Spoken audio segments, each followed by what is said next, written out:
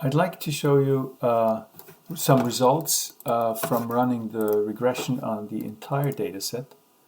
I'm now using the entire 730 rows for the sales price, again quality, condition, year built, and living area. I'll put the result over here. We get coefficients measuring the net contribution from each of those four explanatory variables to the expected price or the fitted price. I'd like to show you a way of computing those fitted values, which is maybe helpful. So I enter the constant term here, I fix that by pressing the button F4 plus, and now rather than doing this multiplication of each coefficient with the corresponding entry for that particular house, I do a matrix multiplication, and the corresponding function is called MMULT. And I use this row of all values for that particular house. I'm not fixing that. And I'm using the column of all those four coefficients here. And these I fix by pressing the button F4. And now it's important not to press Enter, but to press Control Shift, hold both buttons and press Enter. And this number that you find here gives it the same as if you had taken the constant term, the intercept, plus overall quality times the coefficient, plus condition times the coefficient, plus year built times the coefficient, etc. So this is a much more efficient way, in particular if you have many explanatory variables. So that's that. The other thing is, again, we could compute the residuals from all the houses based on all the data, and take a look at the standard deviation of the residuals, which we can directly read off from that table. Now, using the entire data set, we get 38,000. We will take that as a benchmark for other regressions that we run later on when we add even more explanatory variables. For the time being, I'd like to make you familiar with that additional information that we get in this table here. I would like to draw your attention to these boundaries that we get here, lower bound, upper bound.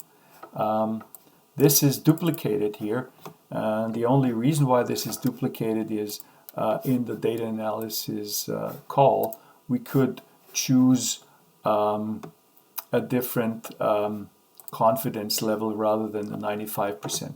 By default, it's choosing 95%, and this is duplicated. If you had chosen 90%, you would get extra columns here with the 90%. But let's take a look first at those ranges that we find here. We are reminded by this table that this data comes from a sample. And if we're wondering about the sample variation, and if we're willing to account for the fact that with another sample we had obtained other estimates for the impact, for the price impact that comes from the quality, we would now get this information that given sample variation, we get about 95% chance that the actual quality coefficient is in a range between 21,300 and 27,500. That's a 95% range under certain assumptions, essentially normality of the residuals. But this would help you to make a judgment about the precision of that quality variable that you find here. So you get the best estimate in terms of 24,400, and that range here is something that you should account for, take into account given the sample variation. Obviously, the smaller that range, the more precise is the estimate.